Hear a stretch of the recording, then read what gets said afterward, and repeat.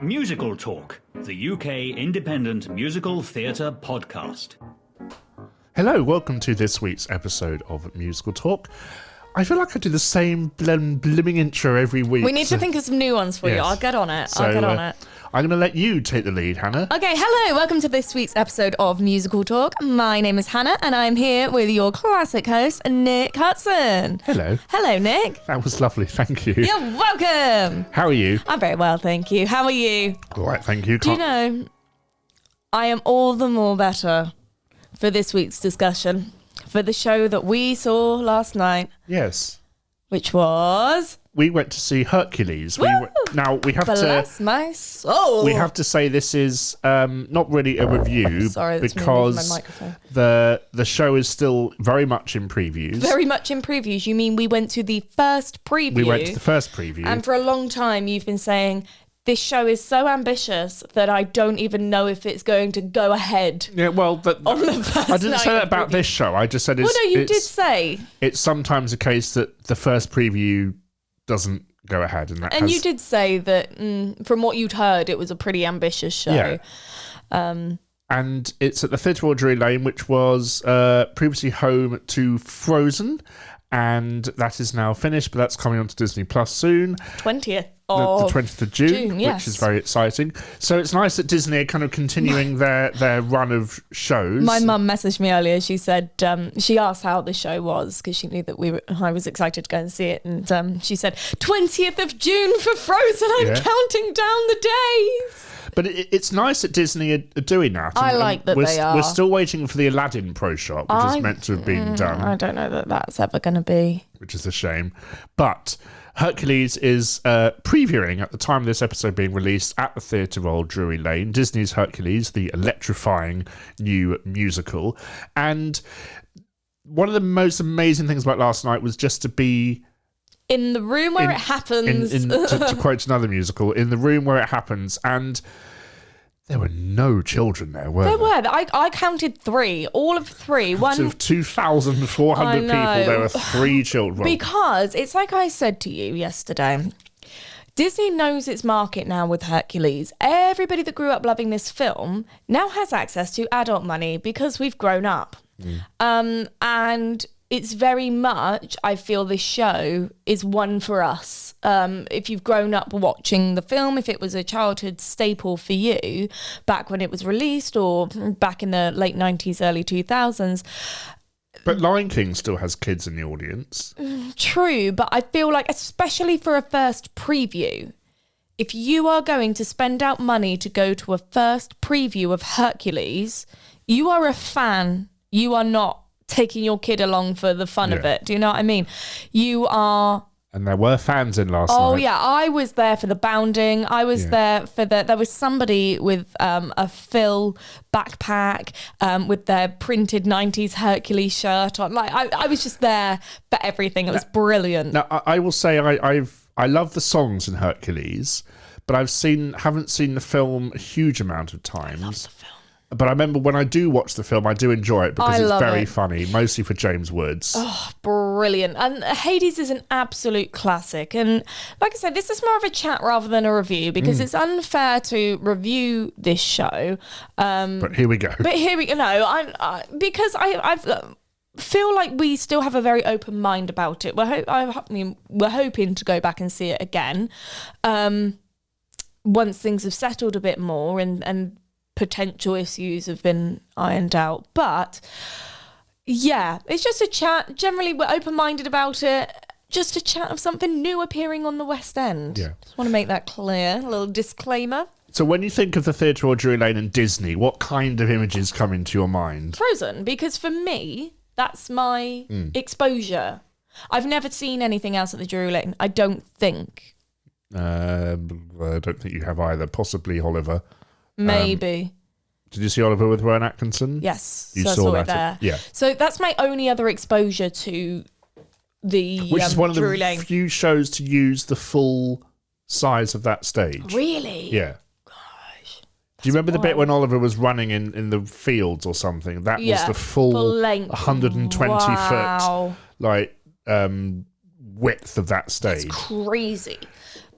Hercules did not use that. No. But apparently, I mean, you said to me a long time ago that there were puppets involved with the production, and they've picked this theatre specifically to be able to accommodate that. So for me, I was very, very excited for the idea of massive Titan puppets at the end. For those of you who don't know the story of Hercules or the film, go and watch it and then come back to this one and you might get some... Pause it. Pause here, go and watch Hercules and come back. Welcome back. Hope you enjoyed it. Hope you enjoyed the I film hope you read all the Greek versions as well. Oh, in enough Greek. of that. No, I hope that you enjoyed the film of Disney's Hercules and now understand what I mean by a Titan battle at the end of it. For those of you who have stuck around, well done to you too. But no, I have to say I was looking forward to seeing big Titan puppets, and at present they didn't appear, let's just say that much. And I don't know whether that's something that will be tweaked or whether it just hasn't happened in previous or they're just going runs, for or they're going for a different... They did that thing which I don't like, which is when you can see the puppeteer, which they also did in Bedknobs and Broomsticks. But I kind of want everything that I wanted to, not animatronics, but I wanted kind of something really, really... dare I say theme parky? No, I know what you mean. You know when we went to go and see the Panto and they had that dinosaur that just appeared and then never came back? Like, that's the sort of thing you want to see. And it's kind of like, if the Palladium Panto can do it for 5 seconds and then have it not be used for the rest of the show, Disney can do something along those lines that gets used every night. Do you know what I mean? Yeah. So... I'm not a huge fan of puppets where you can see the legs of somebody. There's a couple of puppets that are really impressive and I loved. You were saying that you wanted more from the Hydra puppet as well. Yeah. Very clever use of screen. Very clever use of screens. In the same aspect as I would say the Great Gatsby used screens. And we discussed that in our previous episode. So, yeah, screens are used and used well. Especially in Go the Distance. Yeah. And we've got to give special credit to the hardest working things in this show, which are the pillars. Oh, yeah. The Greek Roman Roman pillars. The columns. If they crumbled, that show's going down with it. Yeah. They are literally holding the show up. Quite literally, no. They were very good. I have to say, the screen is used at one point that, for me, I'm not a fan of. I'm sure, I'm looking at it now, you know exactly the bit. Yes. The good old speed run and making it, oh, God, I hate it. It was doing so well, and then they did that, and I was like, oh. But I have to say, it's a very... feel-good musical, and I'm saying to you that it's nice to come out of something that's different on the West End, that's not overly depressing. It's just a nice... In the West End, even. In the West End, on the West End, either way. On Broadway, in the West End. Oh, it's in a theatre, it's fine. But, it kind of gave me the same vibes as Mamma Mia, as if Disney were to do Mamma Mia crossed with Sister Act. That's kind of... Because it's Greek. I didn't even think of that. No, I didn't. I just meant the feel-good factor of it, because it doesn't take itself too seriously. No, and you go back to what you're saying earlier about it knows its audience. There are some adult bits. Some really adult jokes in there that will go flying over the heads of children like Pegasus. Yeah. So... I mean, there's a bar in this show called Muses. That isn't in the film, I'm guessing. So it's a bar, and it's where Phil is kind of... whiling away his time not being a trainer. And effectively, it's a gay bar, which is wonderful, because Hercules walks in and says, I'm looking for a guy, and the waiter turns to him and says, aren't we all? But then again, that was a big thing of ancient Greek... Possibly. Time. No, not possibly. It was. Yeah. Relationships were very kind of... free love. Anyone loves anyone, let's just go for it.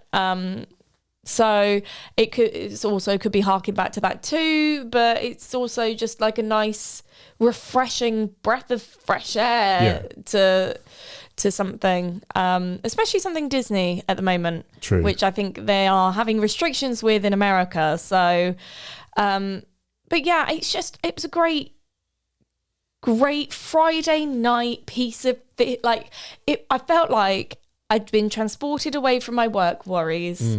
just had a great time. And then it was a real nice fire up to my weekend. Like, it was so good from that point of view. What I loved about it was so exciting when the show started, but when the muses, it's like not even that. The start of the film has that opening music, and they use that for the start of the show, and you could just feel the excitement in the room and that tension. It was incredible. Like, it really was electrifying. I hate to be like, oh, it's an electrifying new musical, but the anticipation of that first preview last night, everyone was so excited because nobody knew what to expect either. But the minute those muses came out... Oh, the place went wild. Yeah. They were sensational. Hats off to them. They were sensational. Costume changes as well. Love them. Did you like the costumes overall for the show? I thought they were nice. Hercules one I struggled with for the pure fact that when he gets in his gold armour... this is very much a me problem, but because I struggle with an astigmatism, I found that his costume was so reflective that with the lights, it really just blurred everything out for me. So interesting. I know that obviously that's very much a me problem. You know, I can't help how I see, nobody else. You were blinded by Hercules. I was quite literally blinded by Hercules, but it's purely because of how reflective it was and what the lights do and look like little lines. So the whole thing was a bit like, oh, hang on, really had to concentrate. Meg's costume I was a bit disappointed with. I wanted something a bit more. It just kind of was a bit Scarlet Witchy with the corset and just like a little drape of a skirt. It just looked like a very nice textured fabric.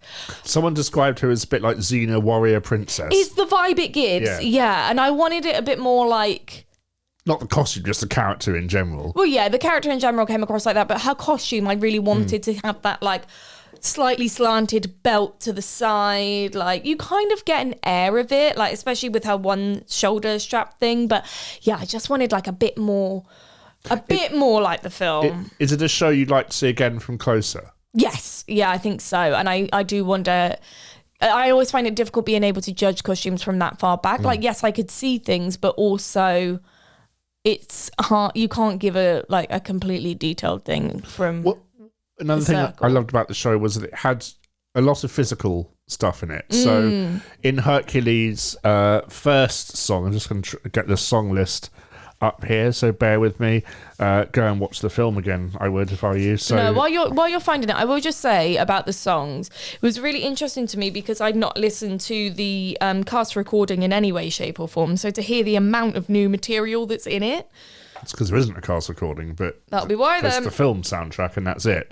But yeah, a lot of new material, which I was expecting because we have talked to Alan Menken about this on the show, but halfway through Act 1, Hercules gets his first song and it's called Today's Gonna Be My Day, and he's running around the kind of the marketplace, and it's really funny because he's causing everything to collapse, and he I love all that with the physical set, seeing everything fall apart, and he puts the rock on his finger and spins it. And I just wish that he was throwing it with the mechanism towards the back of the stage rather than to all of us. But yeah, things like that, all of the pottery that gets broke, like it's just scenes like that. Cannot fault love them. No, and also for a first preview, it was so slick. It was very, very. I know they did like industry dress rehearsals and things just to get an audience. Didn't they do a pro shot before? I heard somebody say they'd done a pro shot that afternoon. They probably were filming for a trailer or something like that, but it wouldn't be a pro shot for Disney Plus because they'd want an audience in, and they want to make sure the changes are in before they do any real filming. But I know that they had been doing filming that afternoon. There were no show stops. I was fully after seeing the witches in previews, I was very much expecting to have a show stop or two, maybe even 3. But The Witches was a brand new musical. This has been around since 2019, we have to remember. So, which I find really funny because over here, it's not until kind of the last year or so that we've actually kind of heard about it. Yeah. When it was done on the Royal Variety performance as part of the Disney medley. I mean, according to the programme, originally produced in August 2019 by the Public Theatre, and originally developed for the stage by Leah de Bessonnet, if I'm saying your name correctly. So yeah, it has been, and prior to this it was in Germany, but that was a kind of licensed production with stage entertainment, and this is Disney doing it. Yeah. obviously the most exciting thing about this show is Hades finally gets... Hades gets his moment. He gets his moments. I'm torn. Yeah? I'm torn because I love Hades, and I think a lot of other people love Hades. He's a classic villain, and James Woods did so much justice to him in the film. It's brilliant, absolutely brilliant. And so to all of us who grew up sarcastic and more like Hades than anyone else, I feel like, I wanted him blue. Okay. No, because, and here's my reasoning, because everybody was so, like, you can feel the excitement of people like, oh my God, Hades, Hades, Hades. And in the opening bit, there's a bit of a projection and a bit of a almost like pre-show type thing. And Hades is depicted in star form, but he's depicted as the Hades that we know from the film. So to then see him come on stage as a bit of a daddy looking... Tom Felton. Yeah, like older, like Tom Felton, but Currently appearing in Harry Potter on Broadway. It wasn't Tom Felton who played him, by the way, dear listener. But just dressed in red and black. It came across very pantomimey. And I feel like, especially with Pain and Panic that aren't Pain and Panic, which again... But Disney villains on stage in this country have always had a pantomime-esque feel. But and that's not Disney's fault. That's our tradition. I know, but I feel like if you're going to have a pantomime, don't try and do it serious. Dress him in blue. Give him a big flipping hairdo and the robes and everything. Because suddenly then... I don't know, suddenly having the underworld being all red themed, like, I get it. But one of the things I loved about There's some beautiful artwork in that film. One of the things I love about the film is the fact that it's all blue and black, and it's not what you expect, yet it's still giving underworld vibes. Yeah. So... yeah, the red still, I love his costume. It's just, I feel like, I tell you who it reminded me of, is of, what's the bad guy in We Will Rock You? You know who I mean. The bad guy? Yeah, the guy with the white hair and the black, and it's like him and Killer Queen. Shigodi or whatever he's... Shigodi. Yeah, my mum will be there like, what? Some name in Bohemian Rhapsody that somebody's probably shouting at us now for not knowing it, but I'm not the biggest We Will Rock You fan. My mum will know though, and she'll be shouting at me. It reminded me a lot of him. I don't know if... Do you mean because of the slick... The slick back hair, the kind of robe with the power suit type thing. It's when you said Tom Felton and whoever he's now about to play on Broadway, who he played in... Draco Malfoy. Draco Malfoy vibes. Yeah, it's a bit of both of those rolled together, I think. And I don't know, I'm just a bit like... You could get away with a bit more of the pantomiminess if he's dressed... But they didn't make... Hades. It's interesting. James Monroe Englehart is in this show as well, who played the genie in Aladdin on Broadway and in the West End. And they didn't make him blue. No, I know, but it's just... So maybe they have an aversion to making Disney characters blue. Yeah, maybe the Smurfs have got the rights to blue people. I don't know. Avatar, they're waiting for that one on stage. The Blue Man Group have actually gone, do you know what? We're going to take this back for us. I don't know. I just feel like... They can do it so well at like Disney World or Disneyland. It proves it can be done, but I just But I think the parks tend to be more. These are the characters as you know them. I know. Whereas theatre can be. Part of me, I do like the fact that it got changed for the fact that it does kind of tear us away from what we know. But as somebody that is such a purist with these kind of things, I'm like, please just give us what we want. Give us what we want. Like, this is what we came here for, and. That's what I want, because at the end as well, and like the final showdown, like there is a puppet, whether it's a placeholder or not, it's yet to be known, but yet that's done in the style of Hades as we know and love him. So I kind of just wish that they just stuck with it. They've got it at the beginning, they've got it at the end. Give us it the rest of the way through. I don't know, but I think some of the bits for the underworld were incredibly clever. I loved the ironwork on the set. I tapped you on the shoulder, didn't I? And I said, if you look really closely, you can actually see there's pieces of like it's meant to look like skulls and stuff. It was so well done. The floating fabric, the floating organza to be the souls in the vortex. Again, simple but effective. And actually, I don't think it is that simple, is it? Like it's not on a string. I think it's just a fan. No, it is. It's a fan in the bottom of the floor, and it's very effective, especially from the circle. And I love how they did the cutting of the lifelines as well. I thought that was really cool, and especially when they change colour and turns to gold. Very cool. I love that they threw a Wilhelm scream in there as well. Yeah, loved that. Gutted Pain and Panic aren't called Pain and Panic. But it leads to a great moment in a song, doesn't it? Because they know the audience want that. Yeah, but I don't know. Like, I just call them Pain and Panic from the start is what we want. Not that I would know from any of the new songs, because... Oh, don't. These new songs, because the audio balance was so off. Yeah. This is one of the... I get that the mixing takes time. I get it, and it's one of the things you get when coming to see a preview.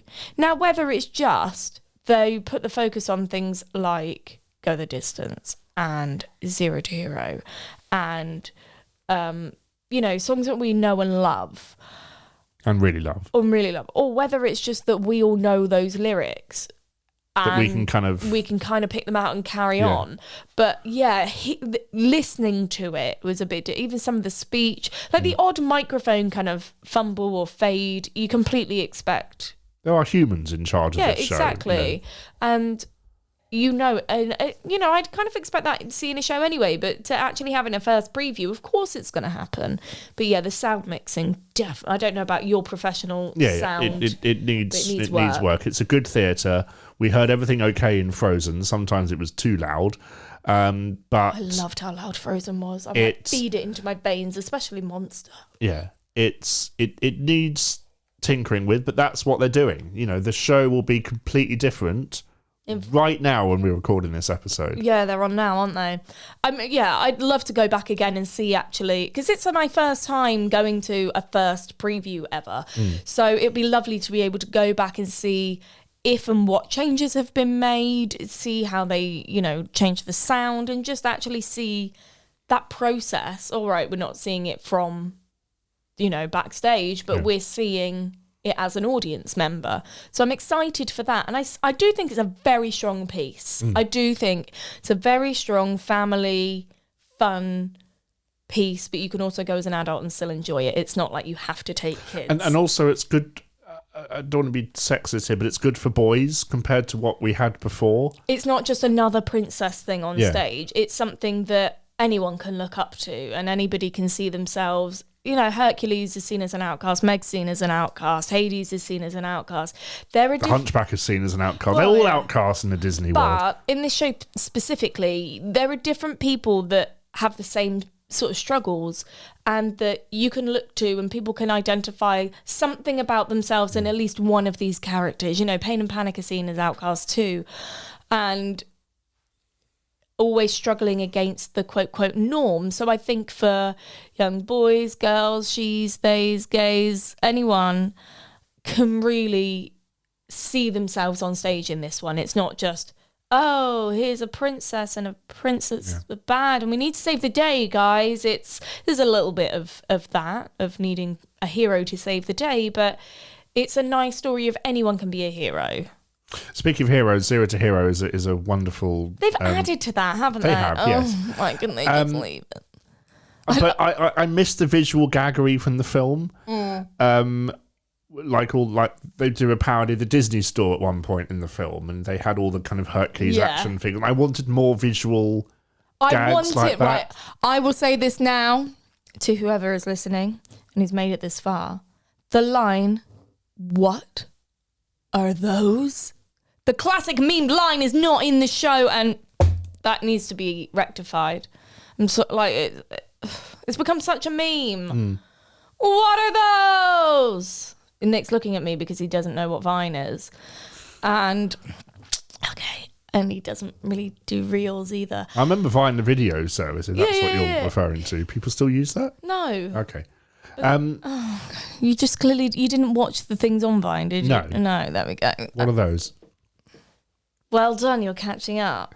But if I say, like, what are those? Do you know what I mean? I'd probably recognise it if I saw the meme, yeah. No, it's when Pain or Panic are there in the sandals, the Hercules, and they're sipping from the drink, and it's like, people do it now with Crocs, like, what are those? Yeah. Like, absolutely. I'm gutted that didn't make its way in. I wonder why. Would it have been they didn't want the moment to kind of be, oh, that's the line they're going to say.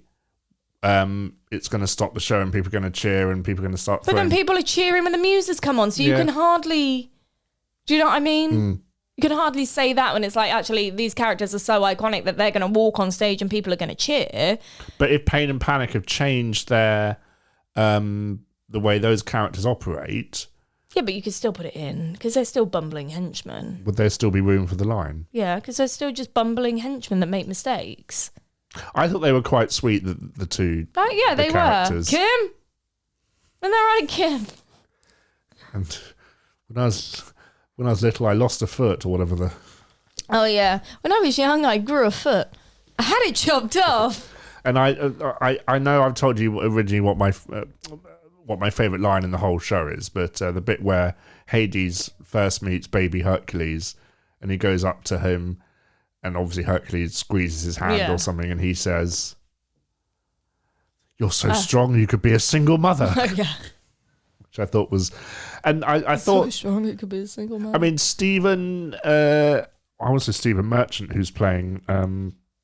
No, he's getting it all wrong. Yeah, I'm going to look at the cast list because let me just go through the thousands of credits of people. I do like that they haven't gone for obvious kind of title grabbing casting. Disney never do that though. No, and they've actually gone for solid choices rather than...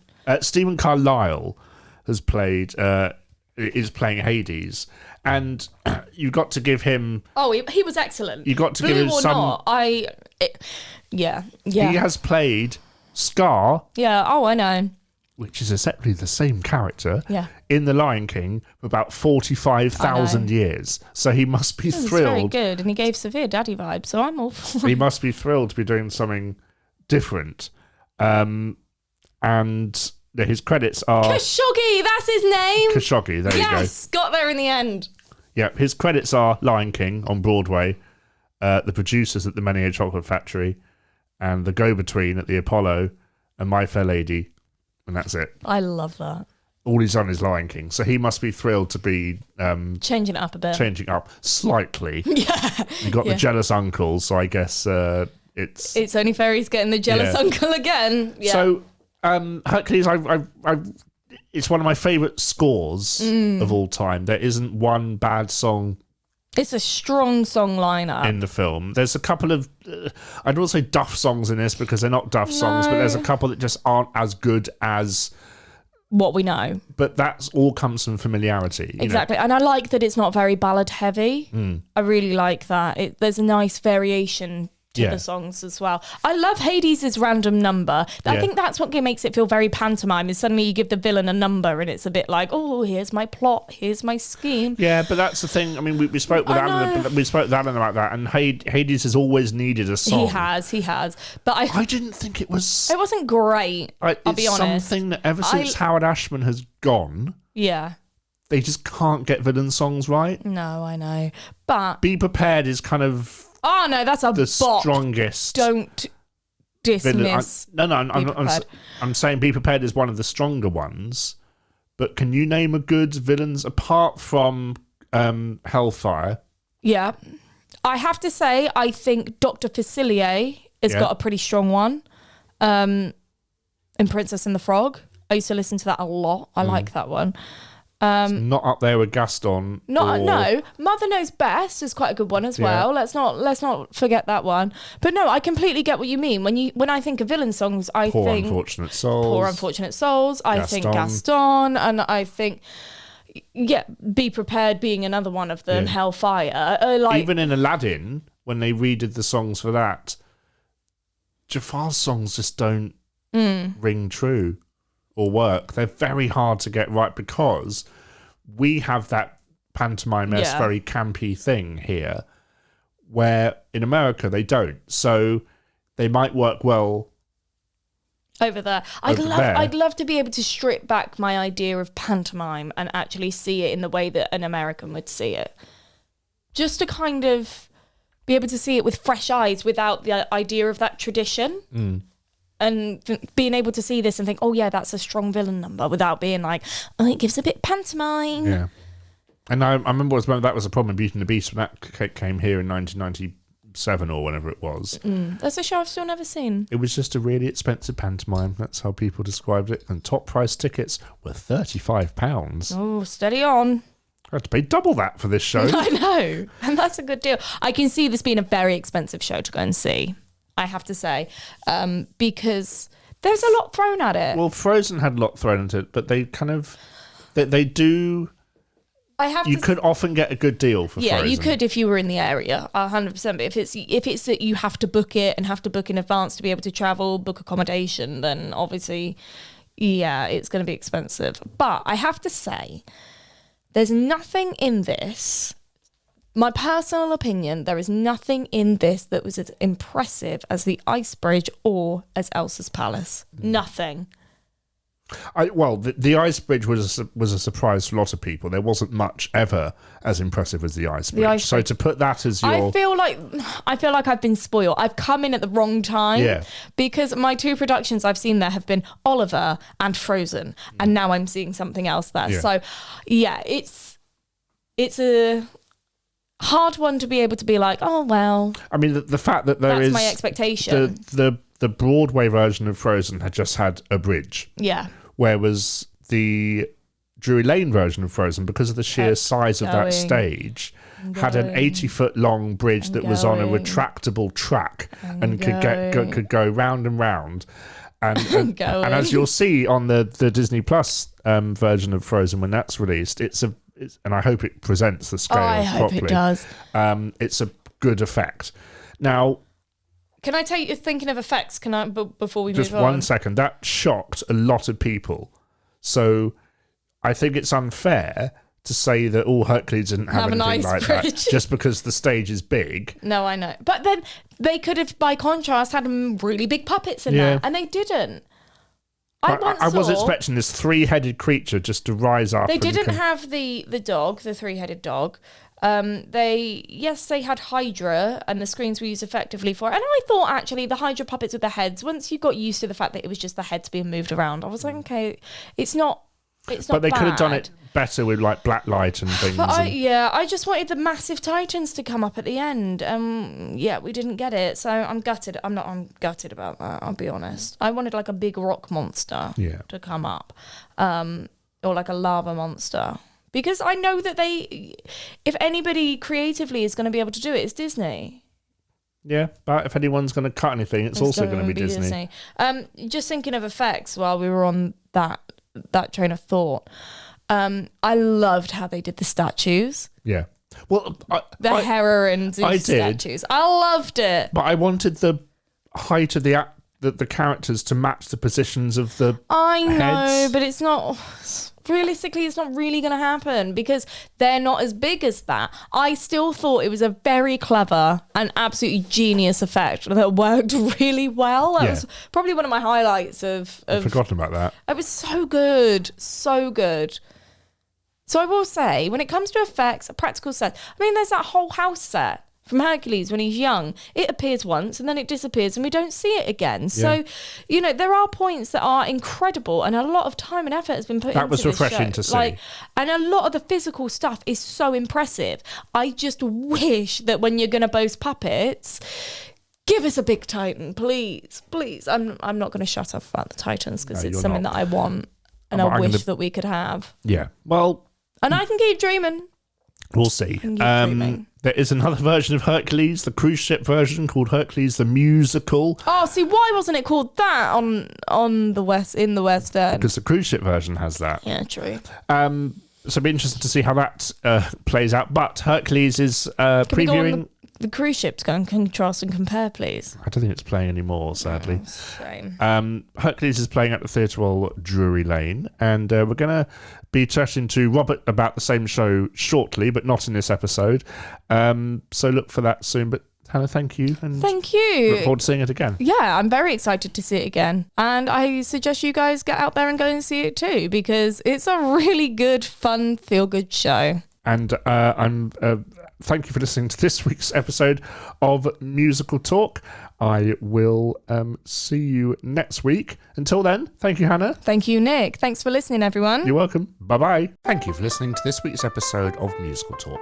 To find out more about the world of Musical Talk, you can visit our website at musicaltalk.co.uk, where you'll find all our episodes, or you can listen on Spotify, Apple Podcasts, or YouTube. Please follow us on Twitter and Instagram at Musical Talk.